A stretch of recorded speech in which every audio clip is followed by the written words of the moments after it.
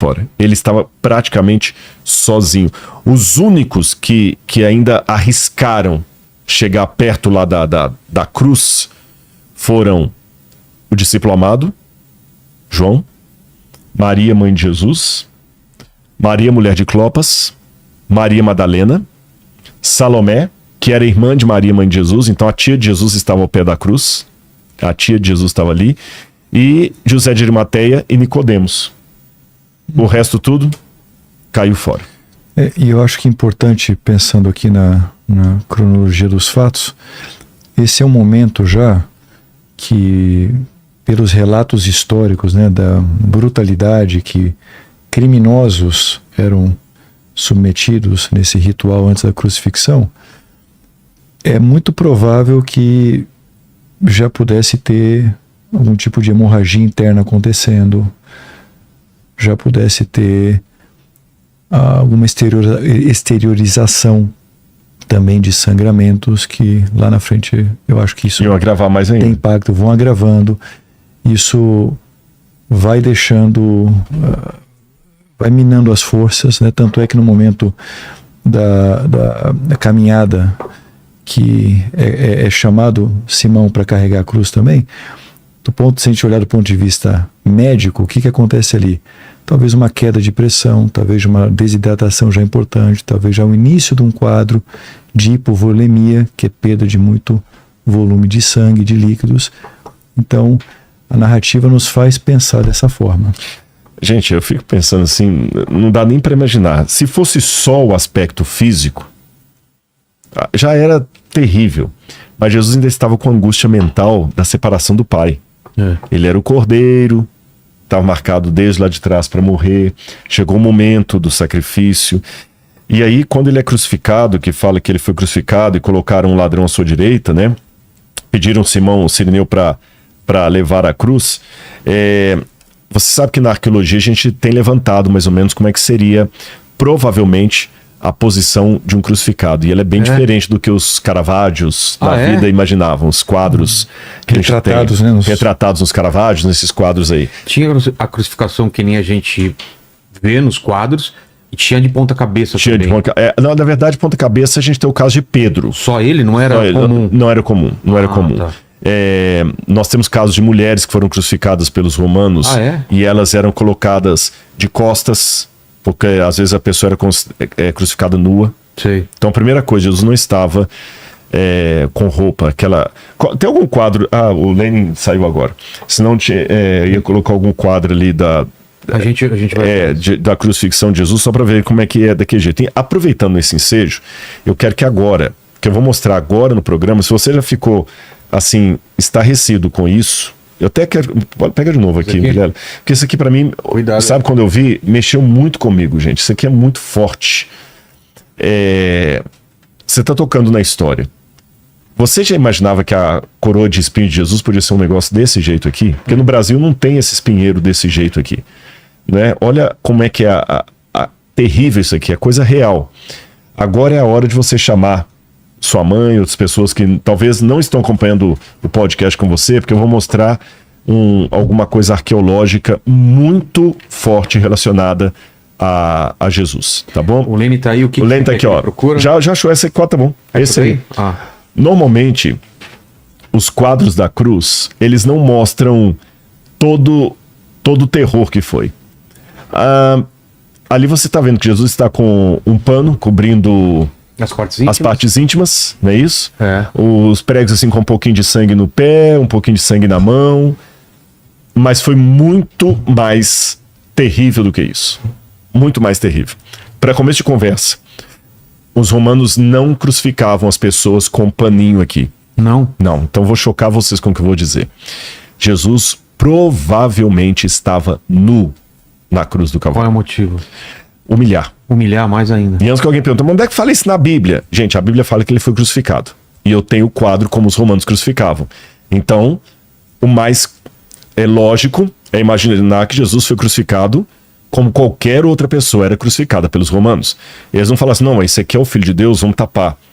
Então eles colocavam a pessoa nua para poder potencializar a agressão emocional contra ela. Então, eles não queriam matar apenas o corpo, eles queriam matar o moral da pessoa, sabe? O sentimento dela. Era uma tortura psicológica também. E eu não sei se já deu tempo do pessoal chamar aí os parentes. Eu vou colocar uma luva aqui, porque eu vou mostrar para vocês alguma coisa aqui. Sobre a crucifixão, e aí essa parte eu sei que o Dr. Ricardo vai ajudar a gente bem aqui, porque eu vou falar do ponto de vista histórico. Eu tô colocando a mão aqui, não é nenhuma cirurgia, não. Ele vai falar do ponto de vista médico. Eu coloquei essa luva aqui porque eu trouxe para mostrar para vocês, primeiro, esse exemplar aqui. Esse aqui é uma prótese. Qual câmera que eu mostro, Lene? Aqui, ó. Essa do meio aqui? Mais pra cá. Aí. Aqui? É. Ah, ok, já achei. Eu vi que o reitor. Aqui vocês estão vendo, na minha mão, uma prótese de um calcanhar. Estão vendo aqui? Sim. E um prego atravessando o calcanhar. Essa é uma prótese. É uma prótese idêntica à que está no Museu de Israel. Qual é a história dessa prótese? O calcanhar, vou fazer assim para o pessoal poder ver, olha. O calcanhar com um prego atravessando o calcanhar. E vou mostrar para vocês uma outra coisa aqui. Isso aqui é um prego original de crucifixão. Tá vendo? Ele é grosso. É lógico que tá faltando a parte de baixo aqui, ele tá quebrado. É um prego romano típico de tradução, de crucifixão. Isso aqui é original, tem 2000 anos. Isso aqui é do primeiro século. Agora você pode me perguntar, Rodrigo, como é que você sabe que esse prego era para crucifixão? Vou mostrar mais um pouquinho para vocês os detalhes aqui, olha. Isso aqui é do acervo do MAB, e eu trouxe para vocês aqui, tá bem? Nós temos 3 pregos de crucifixão lá. Como é que eu sei que esse é de crucifixão? É simples, porque quando os judeus, na época de Jesus, morriam, eles tinham uma superstição que até hoje nós não sabemos qual a razão dela. Nós sabemos a superstição, mas não por que a tinham. Eles colocavam dentro do ossuário deles um prego de alguém que foi crucificado. E o judeu também carregava no bolso, como um amuleto de boa sorte, um prego de crucifixão. Como a história é feita de fragmentos, nós temos às vezes a informação, mas não temos o porquê dela. Então, durante algum tempo, os arqueólogos encontravam dentro de túmulos de judeus pregos como este. E até então pensavam, será que era prego para pregar o caixão do judeu? Não faz sentido que o judeu não enterra ninguém dentro de caixão. Certo. Eles jogam o corpo na terra com tudo. E na época de Jesus, quando o corpo era colocado dentro de uma gruta, eles deixavam dentro da gruta e quando os ossos já estavam todos soltos, eles colocavam os ossos dentro de uma caixa de pedras chamada ossuário ou ossário. Não precisava de prego ali para pregar nenhum caixão. Não há nada que justifique a presença de pregos dentro de túmulos de judeus. Até que alguém, cruzando dados com a Mishnah, o Talmud e literatura judaica, falou, espera aí, esses pregos eram de crucifixão. Por que sabemos? Por 2 motivos. Em primeiro lugar, porque os judeus tinham esse costume de carregar pregos de crucifixão consigo até na morte. E em segundo lugar, porque nós temos relatos de como os romanos faziam a cruz, como eles crucificavam, o tipo de prego que usavam, e o detalhe bate. Entendi. Então, como esses pregos foram encontrados dentro de túmulos judeus do primeiro século, esse aqui foi um prego que crucificou alguém. Assim como os pregos de Jesus. E o calcanhar com o prego atravessado que eu mostrei, da onde que ele vem?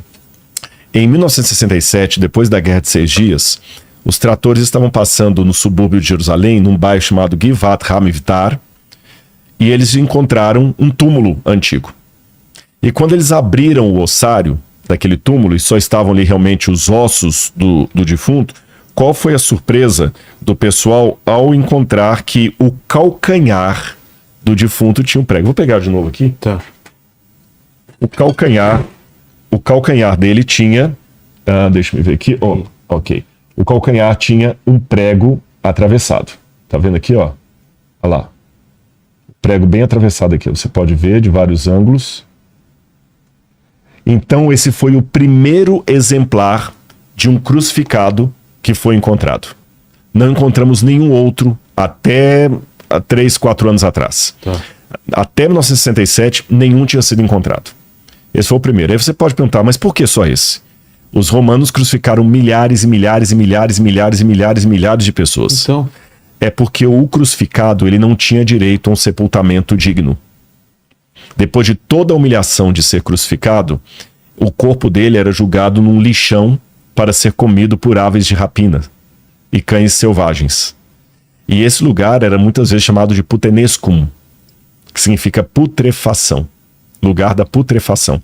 Quando eu falo putenescum, eu sei que a galera em casa deve estar pensando até numa outra palavra aí, né? Mas aquela palavra no latim significa putrefazer. Putrefação. Vem da mesma raiz latina. Putrefação. Então, a pessoa não tinha direito a um sepultamento digno. E muitos críticos da Bíblia até apontavam o fato de Jesus ter sido sepultado como sendo uma contradição histórica, porque se ele foi crucificado, ele não teria direito a um sepultamento digno. Mas a arqueologia encontrou pelo menos um exemplar de um crucificado que foi sepultado. Entendeu? Então aqui eu respondo por que a gente não encontra outros exemplares de corpos, porque os corpos eram jogados no lixão, não sobrava nada, mas pelo menos um sobrou. Alguém vai falar, e quem garante que não era Jesus? Bom, não era porque o nome desse sepultado estava escrito na tampa ali, era Yohanan ben Hagakol. Yohanan ben Hagakol. Depois disso, eles encontraram mais 2 exemplares de pessoas que foram crucificadas. Então hoje, em 2025, nós temos até hoje apenas 3 exemplares ósseos de pessoas que foram crucificadas pelos romanos. Yohanan ben Hagakol, que a gente tem até o nome dele, e mais outros 2 exemplares. Um encontrado na Itália, outro encontrado em Cambridge, na Inglaterra. Eu não sei se as imagens estão, aquelas imagens que eu passei para a Fábio. Se eu achar fácil ali, eu vou orientando o Lenin aqui, aí vocês vão ver como é que esses outros exemplares também de ossadas foram encontradas, demonstrando que o que eu vou explicar daqui a pouquinho funcionava para várias pessoas. Agora, a partir do levantamento legístico, por isso que é importante ter um médico aqui com a gente hoje, dá para a gente ter uma noção como é que era a postura de um crucificado, porque colegas seus, como o professor de Saferes, que era professor de medicina na Universidade Hebraica de Jerusalém, e também o doutor Osias, eles fizeram um levantamento, são médicos legísticos, é uma especialidade diferente da dele, eles fazem levantamento legístico de como era a postura do crucificado a partir do exame das ossadas. Aqui, olha, esse exemplar que está aí, por exemplo, olha, esse foi um exemplar de um crucificado encontrado na Itália. E a gente sabe, não encontrou o prego, mas pelo buraco nos 2 calcanhares, percebeu-se que a pessoa também tinha sido trespassadas por um prego. Por um prego, tá vendo? Esse foi encontrado na Itália. Tem um outro aí agora que foi da Inglaterra, vamos ver se o Lenin consegue achar ali. Se achar a foto errada, eu peço para ele passando. Esse aqui foi encontrado, esse foi o da Itália. Esse foi encontrado na Itália. Esse que foi encontrado na Itália é o que eu mostrei os calcanhares furados ali. Então esse sujeito foi crucificado. E mais um agora. Então eu já mostrei então 2 exemplares de crucificados. Yohanan ben Hagakol, que eu mostrei aqui agora, e esse outro que foi encontrado na Itália. E esse aí foi encontrado em Cambridge, na Inglaterra. Veja bem, você tem lá a ossada do sujeito e você tem também o calcanhar e, curiosamente, com o prego também atravessado. Então a primeira coisa que a gente já mudou no entendimento arqueológico é que, diferente daquele quadro que o Lenin mostrou antes, os pregos não ficavam no peito do pé. Ah, tá. Dá uma olhada. Depois coloca de novo. Se quiser colocar aquela imagem lá de novo, Lenin, os pregos não eram fixados no peito do pé, eram nas laterais, no calcanhar do crucificado. No calcanhar do crucificado. Olha lá, tá vendo aí? Os pés estão no peito do pé. Não, é provável que era no calcanhar que ficava. Tem uma outra imagem que eu mandei para a Fábio aí, que são a imagem que tem um desenho de 3 formas de cruzes diferentes, Lenin. Enquanto o Lenin busca essa imagem lá, agora eu vou mostrar para você as posturas de alguém na cruz que foram levantadas ao longo do tempo e qual aquela que hoje prevalece mais na academia. Os romanos não faziam empalamento, né? Não, o empalamento vem dos sumérios. Dos sumérios não, dos assírios. Dos assírios, o empalamento começou com os assírios, depois foi aperfeiçoado pelos cartaginenses e tornado ainda mais cruel pelos romanos. Então a cruz vem do empalamento. Ah, é? É uma evolução. É uma evolução do empalamento. O empalamento, para quem não sabe, faz tipo um espetinho de churrasco assim e pega a pessoa às vezes pelo ânus. Nossa. E rasga até aqui, né?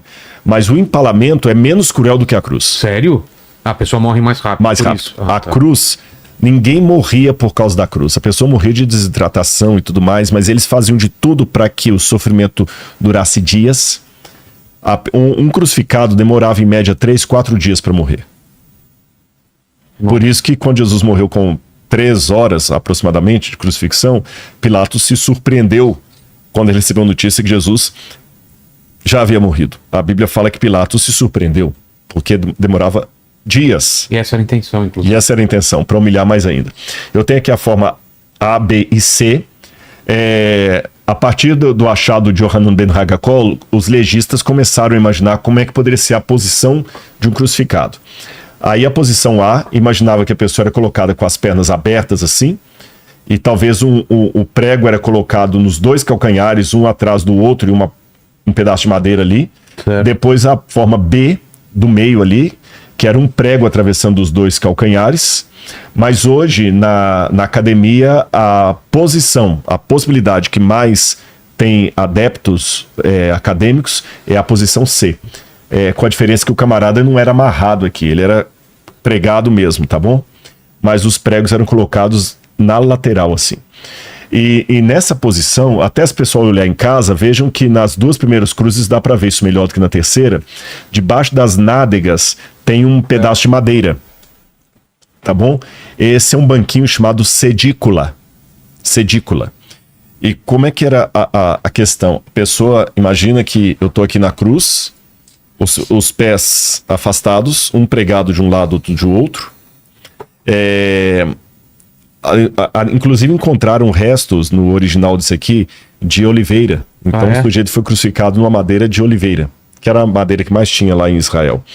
E aqui, com as mãos para cima, assim, a primeira coisa que muda é o meu tom de voz.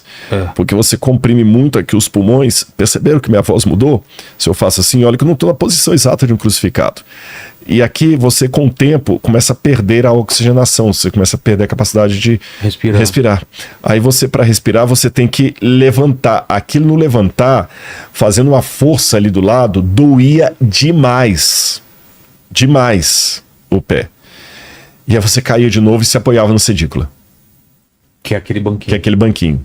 Aí quando eles queriam apressar a sua morte, eles praticavam o que é chamado de crurifragium.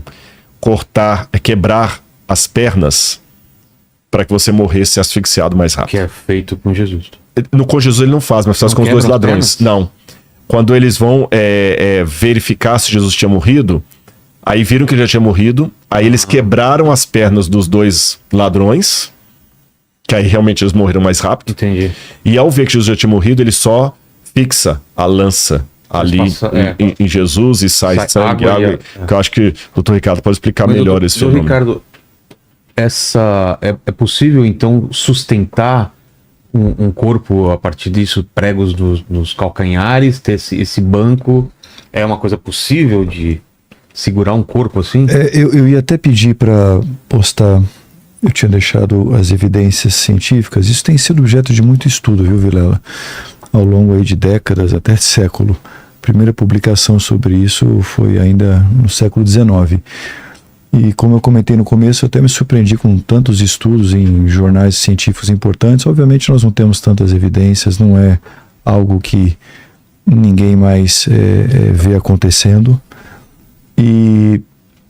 Mas existem sim relatos históricos da arqueologia e também em guerras algumas situações semelhantes foram identificadas, então para ver o efeito disso. É até interessante falar que fizeram até tentar reproduzir estudo com voluntários que deixavam numa posição que seria de um crucificado, essa posição mais vertical, que é retratada de maneira geral, para tentar ver qual que seria aquele efeito sobre a respiração, sobre, enfim, os batimentos cardíacos, etc. Então, aqui é um resumo, vejam vocês, causas possíveis, né? Então, ruptura cardíaca, falência cardíaca, choque hipovolêmico, síncope, acidose, asfixia, arritmia, mas asfixia, embolismo pulmonar, enfim, algo que a própria questão aqui psicológica, e alguns até questionando se realmente morreu, se a cruz mataria, da forma que é relatado na narrativa bíblica.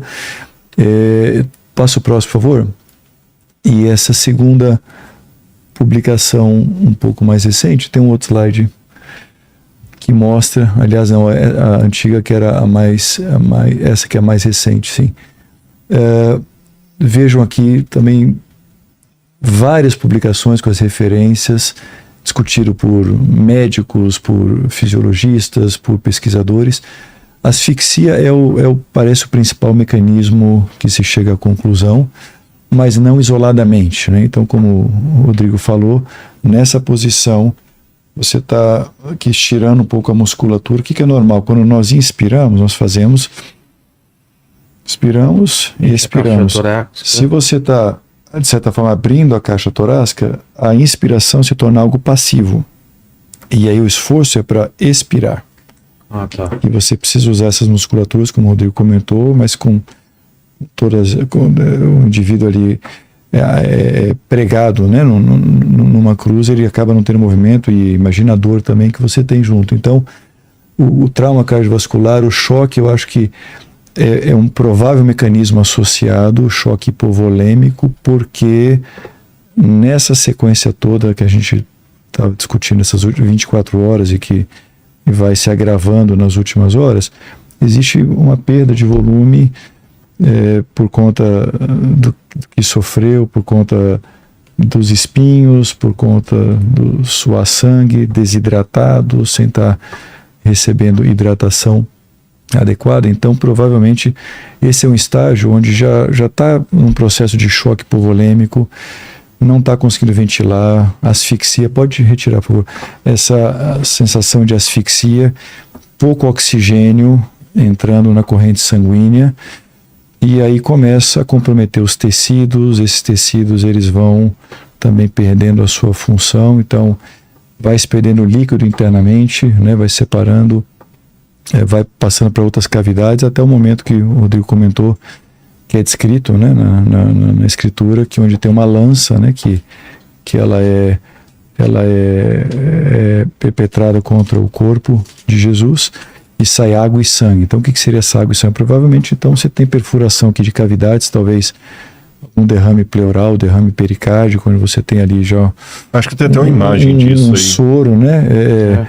Mais esbranquiçado, que relata como água, e alguma outra cavidade, talvez o próprio coração, onde você tem, então, sangue saindo, né?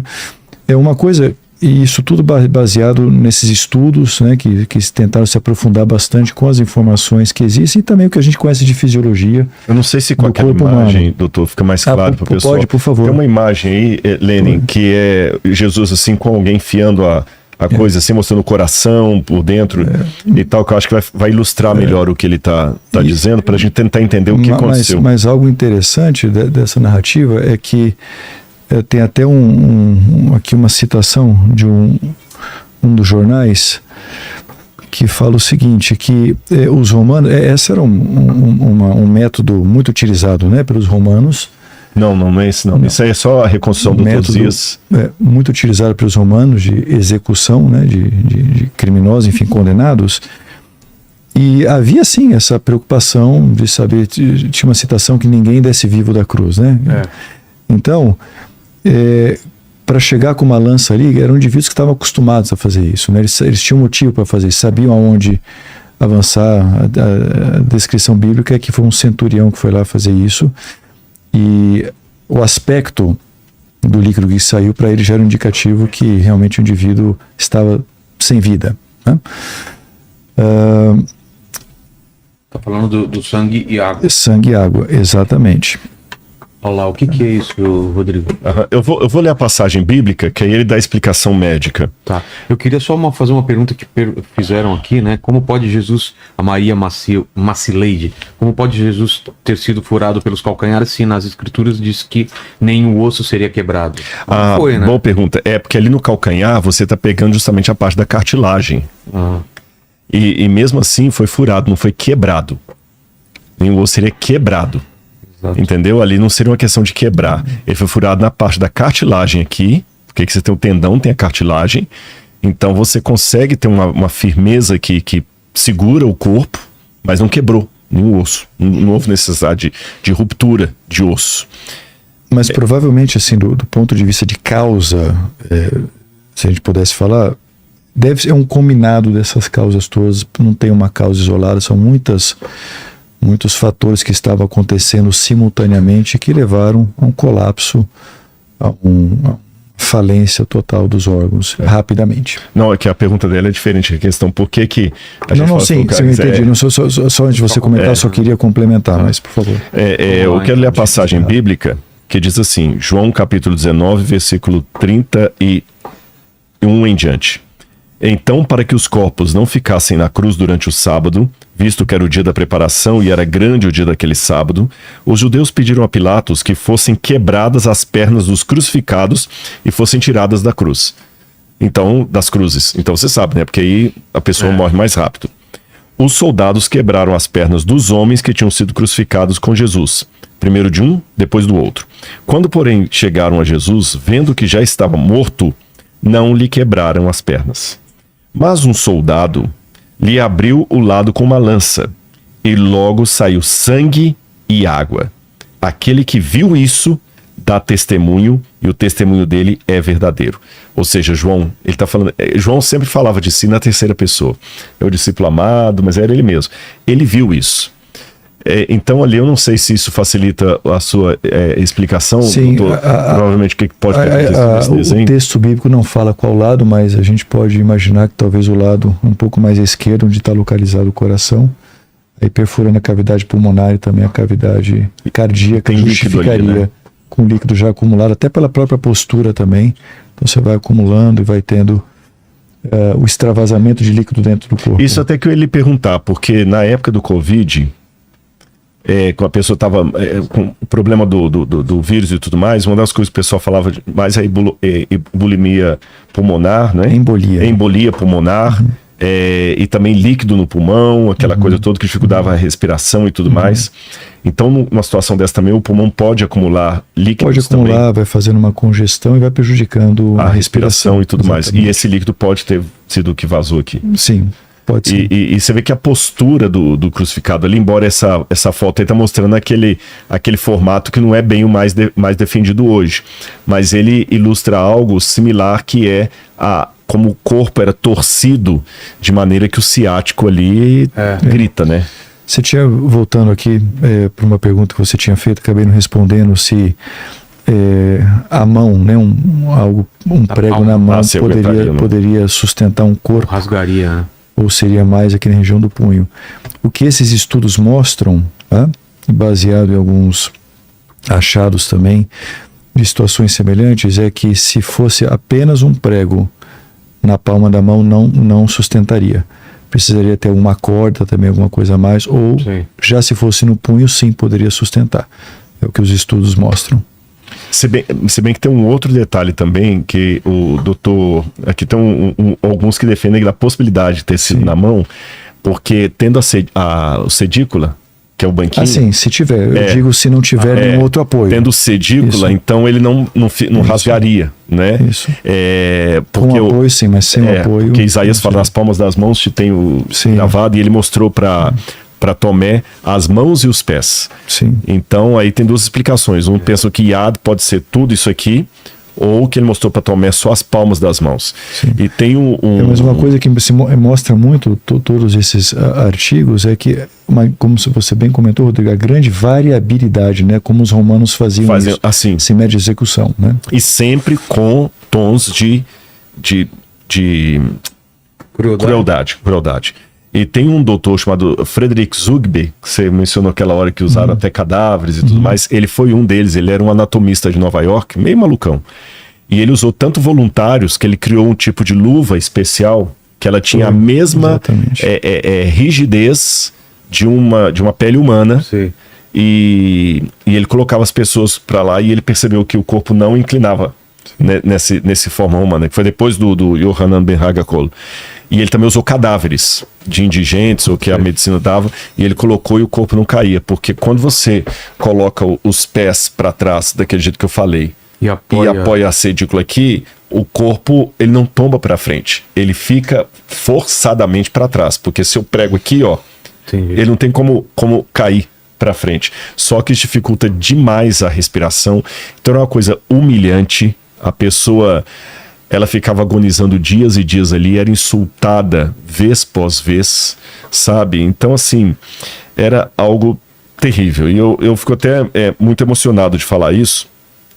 E de um lado de um médico, né? Até agradeço ao doutor Ricardo por ter vindo aqui, porque ser médico clínico, acadêmico como ele é, diretor da faculdade de medicina, em Hortolândia, né? Que lá no mesmo NASP que eu dou aula, só que no campus Hortolândia. Faculdade de Ciências Você Médicas. conheceu o campus de Engenheiro Coelho, onde tem o museu. A faculdade de Ciências Médicas fica no campus de Hortolândia. E ele é o diretor de lá, um dos coordenadores e diretor do curso. Porque ele falaria com mais propriedade essas questões médicas do que eu. Agora, apesar de toda a alegria e satisfação de estar com o médico aqui, o que eu vou falar agora no programa parece que vai desautorizar tudo o que ele falou e toda a conversa que tivemos até aqui. Sabe o que eu vou falar? Tudo isso que foi descrito aqui não foi nada. Como assim? A angústia maior que Cristo passou foi a angústia espiritual. Porque se Jesus sofreu apenas a parte física, que diferença haveria entre a morte de Jesus e a morte de uma outra pessoa que também morreu crucificado? Jesus não foi o único crucificado. Tinha dois ladrões do lado dele. Tinha dois ladrões do lado dele. E a descrição médica que você deu aqui para crucifixão valeria para Jesus ou para qualquer outro dos milhares e milhares e milhares e milhares e milhares de pessoas que foram crucificadas. Então, se eu não fosse um religioso, eu perguntaria assim, tá, que pena que Jesus passou por isso, mas qual a diferença? Qual a diferença? A diferença, meus amigos, não está naquilo que nós vimos, mas está naquilo que nós não vimos. O Vilela está com um crucifixo aqui no peito. Não sei se dá para mostrar aqui, olha. Por que você tem a representação de Jesus crucificado e não de Yohanan Ben Hagakol ou qualquer outro que foi crucificado? Não é tanto a dor física. Ela foi importante, impacta a gente. Mas não é ela que torna o sacrifício de Jesus diferente. Se torna apenas mais um. Mas a dor espiritual que ele passou, ninguém experimentou. O livro de Hebreus fala que ele sofreu a morte por toda a humanidade. Isso significa, Vilela, doutor Ricardo, você que está me assistindo, pensa agora naquele momento de maior angústia de sua vida. Você quase acabou com sua vida, que você pensou que não tinha mais saída. Pensou? Pensa em todos os momentos angustiosos da sua vida. Pensa em toda a culpa que você já carregou por alguma coisa que você fez de errado. Agora multiplica isso pelos bilhões e bilhões de vidas que estão ou já passaram por esse mundo. E ainda por aqueles que vão nascer. Pega tudo isso e coloca num único ser humano, Deus em forma humana, na cruz do Calvário. Foi a dor de Cristo naquele momento. Quando ele clama, Elahi, Elahi, lama sabachthani, Deus meu, por que me desamparaste? Uma ruptura de dor terrível. E logo depois, quando ele fala, Pai, nas tuas mãos entrego o meu espírito, ele estava entregando realmente a vida para que eu e você possamos não sofrer para sempre. Então sabe o que significa tudo isso? Eu vou dizer para você. Toda a dor que eu já enfrentei, que eu enfrento, ou que você enfrenta, ela tem data de validade. Sabe por quê? Porque ele morreu na cruz do Calvário. É porque ele morreu na cruz do Calvário que você pode ter esperança hoje de rever, através da ressurreição, aquele ente querido que a morte levou. É porque ele morreu na cruz do Calvário que você hoje tem a possibilidade de ser salvo, aceitando-o como seu salvador pessoal. É porque ele morreu na cruz do Calvário que talvez você hoje tenha a oportunidade de estar vivo, desdenhando de tudo isso.